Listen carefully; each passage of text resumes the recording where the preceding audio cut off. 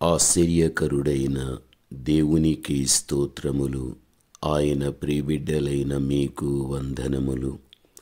2025 July 21వ తారీఖు ఏర్పరచబడిన దైవవాక్యం ఆదికాండం 9వ అధ్యాయం 20 నుండి 25 వరకు. ఆ మీదట మీరు చదువుకొనండి.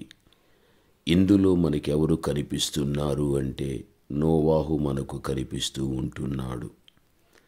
అయితే నోవాహు యొక్క జీవితంలో తాను కాపాడుకోవలసినది తాను కాపాడుకోలేక దానిని పోగొట్టుకున్నట్టుగా మనము చూస్తూ ఉంటున్నాము.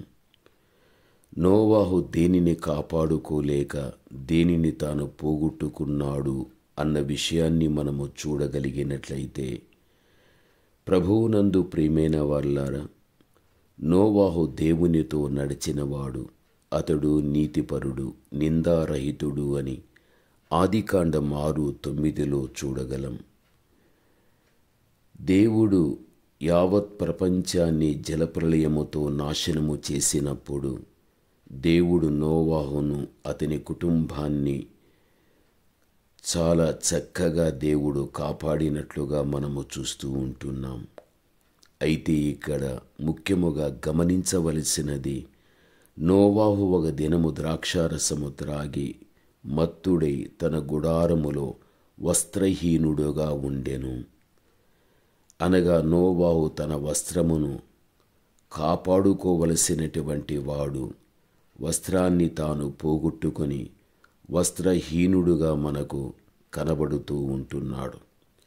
ఇది జరిగిపోయిన సంభవం. ఇది నేడు మనం దేవుని యొక్క కృపాకాలమందు మనము జీవించుచూ ఉంటున్నాము. కాబట్టి మనము కూడా కాపాడుకోవలసినది ఏమిటి అంటే రక్షణ వస్త్రము అనేటువంటి దానిని మనము కాపాడుకోవాలి. ఎక్కడ కానీ మనము పోగొట్టుకునే వ్యక్తులుగా మనం ఉండకూడదు. రక్షణ వస్త్రములను ధరించుకొనుట అనున్నది క్రైస్తవ జీవితంలో ఎంతో ప్రాముఖ్యమైనటువంటిది. అందరూ వస్త్రాలు ధరించుకొనుచూ ఉన్నారు, కానీ కొందరు మాత్రము ఆత్మ సంబంధమైన వస్త్రముల ఎడల ఆసక్తి కలిగిన వారై ఉంటూ దాన్ని కాపాడుకుంటూ ఉన్నారు. రాకడకును వస్త్రాలకును చాలా సంబంధమనేది ఉంది అన్న విషయం కూడా మనం మరిచిపోకూడదు. తాను దిగంబరుడుగా సంచరించినందున జనులు తమ దిశములను చూతురేమో అని మెలకువగా ఉండవలననేది ఒక హెచ్చరికగా మనం ఇక్కడ చూస్తూ ఉంటున్నాం. నిషేధించబడిన పండును తినిన ఆదాము హవ్వలు కప్పి ఉండిన మహిమ వస్త్రములు తొలగిపోయిన సంగతి మనందరికీ తెలుసు. వీరు కూడా పోగొట్టుకున్నటువంటి వారు కాపాడుకోవలసిన మహిమ వస్త్రాలను కాపాడుకోలేకపోయారు. ఆనాడు ఆదాము అవ్వలను దేవుడలా వదిలిపెట్టకుండా చర్మపు చొక్కాలను తొలగించినట్లుగా మనము చదువుచున్నాం.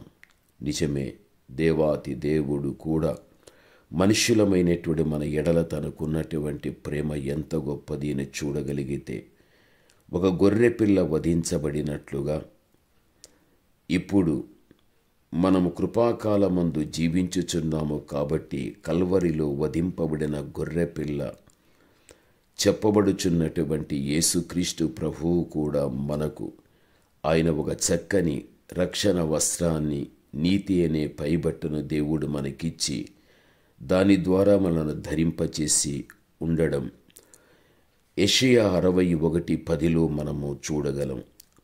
ప్రభువునందు ప్రియమైనటువంటి వాళ్ళారా, గమనించవలసిన విషయం, దేవుడు మనకిచ్చినటువంటి ఈ వస్త్రాన్ని మనము కాపాడుకుంటూ మనము సాగిపోయే వ్యక్తులు ఉండాలి. అందుకే ప్రకాశములను నిర్మలమునైన సన్నపు నారబట్టలు కూడా మన కోసం దేవుడు దయచేసి ఉన్నట్టు ప్రకటన 19:8 మనము చూడగలం. ప్రశస్తమైన ఆత్మ సంబంధమైన వస్త్రములను అపవిత్రపరచబడకుండా మనం చూచుకోవాలి. ప్రకటన 3:4. దొంగలు దోచుకొనకుండా జాగ్రత్త పడాలి. లూకా 10:30. యెరూషలేములో నిలిచి ఉండవలెను గాని యెరికోకు దిగి మనము వెళ్ళకూడదు. కావున దేవుని యొక్క వాక్యాన్ని వినుచూ ఉన్నటువంటి మనం కాపాడుకోవాలి. నోవాహు వస్త్రహీనుడై ఉంటున్నాడు అంటే పోగొట్టుకున్నాడు. ఆ రోజున ఆదాము హవ్వ దేవుడిచ్చిన మహిమ వస్త్రములను పోగొట్టుకున్నారు అంటే దాన్ని కాపాడుకోలేకపోయారు. సిలువలో క్రీస్తు బలి అయి ఆయన మన పాపము ద్వారా మనకు ఏర్పరచబడినటువంటి ఈ ఆత్మ సంబంధమైన దిగంబరత్వం అనేటువంటిది మనము దేవుడు నిజముగా తన యొక్క ప్రశస్తమైన రక్షణ నీతి అనే వస్త్రాన్ని ఇచ్చి ఆయన మనలను కప్పి ఉంటున్నాడు. దానిని మనము కాపాడుకోవాలి. ఎందుకు అంటే దొంగన్న సాతానుడు ఉన్నాడు.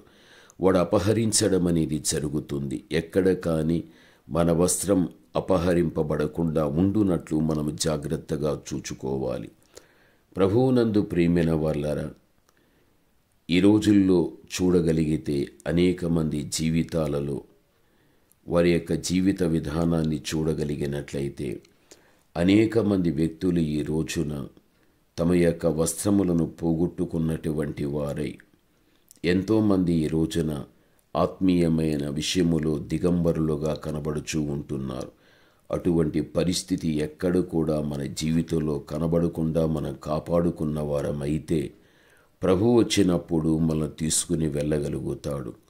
దేవుడు ఆయన యొక్క రక్షణ నీతి అనే వస్త్రమును ధరించుకున్నటువంటి వారిని రాకడలు ఆకర్షించి పరమందు దేవుడు వారిని ప్రధానము చేసుకుని వారిని తన సొంతం చేసుకోగలిగి పరలోకపు యొక్క ఇంటిలో ఒక చక్కని ఆధ్యాత్మికమైన పరిణయం అనేది క్రీస్తు ద్వారా మనకు జరిగి మన యొక్క జీవిత విధానం భవిష్యత్తులో యుగ యుగాలు కూడా దేవునితోనే ఒక స్థిర నివాసం అనేది మనకు ఏర్పరచబడి జీవించడం అనేటువంటి ఆ గొప్ప ధన్యత దేవుడు మనకివ్వడం అనేది జరుగుతుంది. ప్రార్థన. పరమతండ్రి అయిన మా దేవ, మీ బిడలమైనటువంటి మేము ఎక్కడ కానీ మీరిచ్చిన రక్షణ నీతి అనే వస్త్రాన్ని మేము పోగొట్టుకొనకుండా దాన్ని కాపాడుకుంటూ తండ్రి సాగిపోనివ్వండి. కాపాడుకునేటువంటి మా జీవితాలలో మీరాకడ గడియలో మీతో కూడా ఎత్తబడిన తండ్రి పరలోకాన్ని మేము స్వతంత్రించుకునే ధన్యత మాకు మీరు సిద్ధం చేశారు. అందును బట్టి మీకు స్తోత్రములు స్తోత్రములు స్తోత్రములు.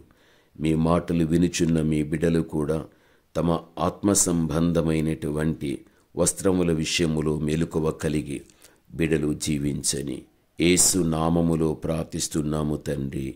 ఆమేన్.